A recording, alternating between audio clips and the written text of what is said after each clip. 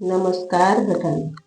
હાલમાં બનેલી પ્લેનની દુર્ઘટના અને આવી તો ઘણી આકસ્મિક ઘટનાઓ દ્વારા આપણને જીવનની ક્ષણ ભંગુરતા વિશે સજાગ કરે છે. કુદરત ગમે તેટલી પ્રગતિ કરો, ખૂબ સુખ સુવિધા વાળું જીવન જીવો, પણ હકીકતમાં તો તે જીવન ઘડીકનું જ છે.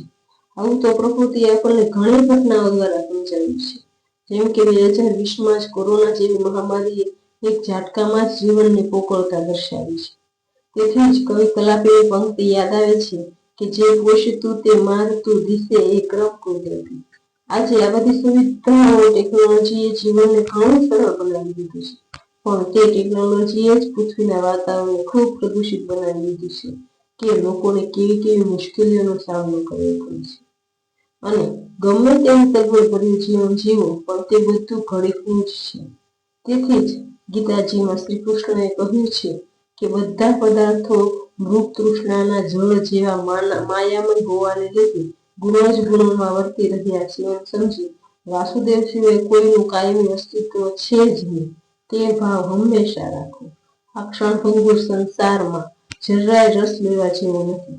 તે વાત સમજાવવા કુદરત ઘણા બનાવો બનાવ્યા છે, જેમ કે ધરતીકંપ, વાવાઝોડું, અતિવૃષ્ટિ, અનાવૃષ્ટિ, મહામારી, રોગચાળો, આકસ્મિક દુર્ઘટનાઓ, હાર્ટ એટેક, આટલી બધી ગરમી. આ બધું આપણને શા માટે છે? કુદરત દર્શાવે છે કે ગમે તેટલો જીવનમાં પ્રગતિ કરો કે આ જીવનમાં રસ લ્યો, પણ અંતે એ બધું ક્ષણિક જ છે. આ બધું દર્શાવવા માટે કુદરત વારે વારે આપણને સજાગ કરે છે, પણ આપણે ભૂલી જઈએ છીએ અને એ કુદરતને ભૂલી અને આપણને એમ છે આપણે જ સર્વસ્વ છીએ એમ વિચારી આપણે જીવન જીવીએ છીએ.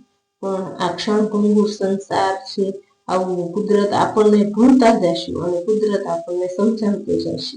આ કુદરત અને પ્રકૃતિનો ખાસ નિયમ છે કે જેટલું તમે પ્રકૃતિને કંદરશો એટલી પ્રકૃતિ તમને કંદરશે.